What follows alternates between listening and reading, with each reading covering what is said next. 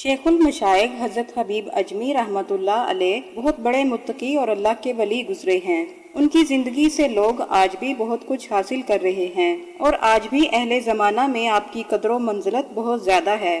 حضرت حبیب اجمی رحمۃ اللہ علیہ بہت ہی پرہیزگار انسان تھے اور حضرت کی پرہیزگاری کا یہ عالم تھا کہ ایک کنیز آپ کی خدمت میں 30 برس تک رہی مگر آپ نے کبھی اس کا چہرہ نہیں دیکھا۔ ایک دن آپ اسی کنیز سے فرمانے لگے کہ ذرا میری کنیز کو آواز تو دے دو۔ اس نے جواب دیا کہ حضور میں ہی تو آپ کی کنیز ہوں۔ حضرت حبیب اجمی نے فرمایا کہ 30 برس میں میرا خیال اللہ کے سوا کسی اور طرف نہیں گیا، یہی وجہ ہے کہ میں تم کو پہچان نہ سکا۔ جس وقت آپ کے سامنے قرآن پاک کی تلاوت ہوتی تو آپ مضطرب ہو کر گریہ زاری کرنے لگتے۔ ایک دن کسی نے سوال کیا کہ آپ قرآن مجید کا مفہوم کس طرح سمجھ لیتے ہیں جبکہ یہ قرآن پاک تو عربی زبان میں ہے اور آپ اجمی ہیں؟ آپ نے فرمایا کہ گویا میری زبان اجمی ہے لیکن میرا قلب عربی ہے۔ ابتدائی دور میں آپ بہت امیر تھے اور اہل بصرہ کو سود پر قرض دیا کرتے تھے۔ جب مقروض پر تقاضا کرنے جاتے اور اس وقت تک واپس نہ ہوتے جب تک قرض وصول نہ ہو جاتا، اور اگر کسی مجبوری سے قرض وصول نہ ہوتا تو اپنے وقت کے ضائع ہونے کا بھی مقروض سے ہرجانہ وصول کرتے۔ ایک دن آپ اپنی رقم کی وصولی کے لیے کسی کے ہاں پہنچے تو وہ گھر پر موجود نہ تھا۔ اس کی بیوی نے کہا، نہ تو میرا شوہر گھر پر موجود ہے اور نہ ہی میرے پاس تمہارے دینے کے لیے کوئی چیز ہے، البتہ میں نے آج ایک بھیڑ ذبح کی ہے جس کا گوشت تو ختم ہو چکا، البتہ اس کا سر باقی رہ گیا ہے، اگر تم چاہو تو وہ میں تمہیں دے سکتی ہوں۔ چنانچہ آپ اس سے وہ سر لے کر اپنے گھر پہنچے اور بیوی سے کہا کہ یہ سر سود میں ملا ہے، اس کو پکاؤ۔ بیوی نے کہا کہ گھر میں نہ تو لکڑی ہے اور نہ ہی آٹا، بھلا میں کھانا کس طرح تیار کروں؟ آپ نے کہا کہ میں ان دونوں چیزوں کا انتظام بھی مقروض لوگوں سے کرتا ہوں اور سود ہی سے پھر یہ دونوں چیزیں خرید کر لائے۔ لیکن جب کھانا تیار ہو چکا تو ایک سائل نے آ کر سوال کیا۔ آپ نے کہا کہ تیرے دینے کے لیے ہمارے پاس کچھ نہیں، واپس لوٹ جاؤ۔ اگر ہم تجھے کچھ دے بھی دیں گے تو تم امیر نہیں ہو جاؤ گے، البتہ ہم ضرور مفلس ہو جائیں گے۔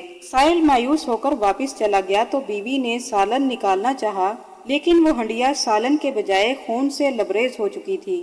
اس نے شوہر کو آواز دے کر کہا کہ دیکھو تمہاری کنجوسی اور بدبختی سے یہ کیا ہو گیا ہے۔ آپ کو یہ دیکھ کر بہت عبرت حاصل ہوئی اور اپنی بیوی کو گواہ بنا کر کہا، آج میں ہر برے کام سے توبہ کرتا ہوں، اور یہ کہہ کر مقروض لوگوں سے اصل رقم لینے اور سود کو ختم کرنے کے لیے گھر سے نکلے۔ راستے میں کچھ لڑکے کھیل رہے تھے۔ آپ کو دیکھ کر آوازیں کسنا شروع ہوئے کہ علیحدہ ہو جاؤ، حبیب سود خور آ رہا ہے، کہیں اس کے قدموں کی خاک ہم پر نہ پڑ جائے اور ہم اس جیسے بدبخت نہ بن جائیں۔ یہ سن کر آپ بہت رنجیدہ ہوئے اور حضرت حسن بصری رحمۃ اللہ علیہ کی خدمت میں حاضر ہوئے۔ انہوں نے آپ کو نصیحت فرمائی تو آپ نے بے چین ہو کر دوبارہ توبہ کی، اور جب واپسی پر ایک مقروض شخص آپ کو دیکھ کر بھاگنے لگا تو آپ نے فرمایا کہ اب تم کو مجھ سے نہیں بلکہ مجھے تم سے بھاگنا چاہیے تاکہ ایک آسی کا سایہ تم پر نہ پڑ جائے۔ پھر آپ جب آگے بڑھے تو انہی لڑکوں نے کہنا شروع کیا کہ راستہ دے دو، اب حبیب تائب ہو کر آ رہا ہے، کہیں ایسا نہ ہو کہ ہمارے قدموں کی خاک اس پر پڑ جائے اور اللہ تعالیٰ ہمارا نام گناہ گاروں میں درج کر لے۔ آپ نے بچوں کا یہ قول سن کر اللہ تعالیٰ سے عرض کیا کہ تیری قدرت بھی عجیب ہے، آج ہی تو میں نے توبہ کی ہے اور آج ہی تو نے لوگوں کی زبان پر میری نیک نامی کا اعلان کر دیا۔ اس کے بعد آپ نے اعلان کیا کہ جو شخص میرا مقروض ہو وہ اپنی تحریر اور مال واپس لے جائے۔ اس کے بعد آپ نے اپنی تمام دولت لوگوں میں بانٹ دی اور جب کچھ باقی نہ رہا تو آخر میں ایک سائل نے آ کر سوال کیا تو آپ نے اپنا کرتا اتار کر اسے دے دیا۔ پھر دوسرے سائل کے سوال کرنے پر آپ نے اپنی بیوی کی چادر بھی اتار کر سائل کو دے دی۔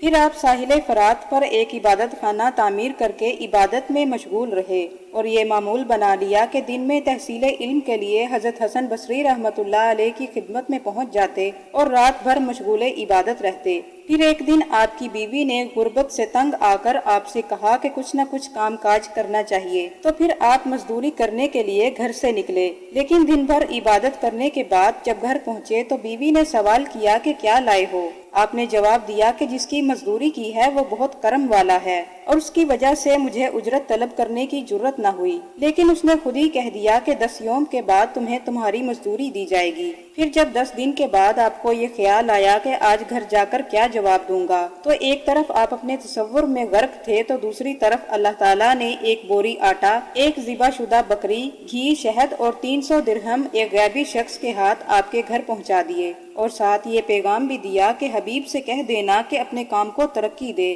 جس کے صلے میں ہم اس کو اور بھی زیادہ مزدوری دیں گے۔ چنانچہ جب آپ اپنے گھر کے دروازے پر پہنچے تو گھر میں کھانے کی خوشبو آ رہی تھی۔ اندر جا کر بیوی سے صورتحال دریافت کی تو اس نے پورا واقعہ اور پیغام آپ تک پہنچایا۔ یہ سن کر آپ کو خیال آیا کہ جب صرف 10 یوم کی بے توجہی کی ریاضت کا اللہ تعالیٰ نے اتنا بڑا نعم البدل عطا فرمایا، اور اگر دل جمی کے ساتھ عبادت کروں گا تو نہ جانے کتنے انعامات پاؤں گا۔ چنانچہ اسی دن سے دنیا داری چھوڑ دی اور اللہ کی عبادت میں مصروف ہو گئے، اور آپ کی دعاؤں سے مخلوق کو بہت فائدہ حاصل ہوا۔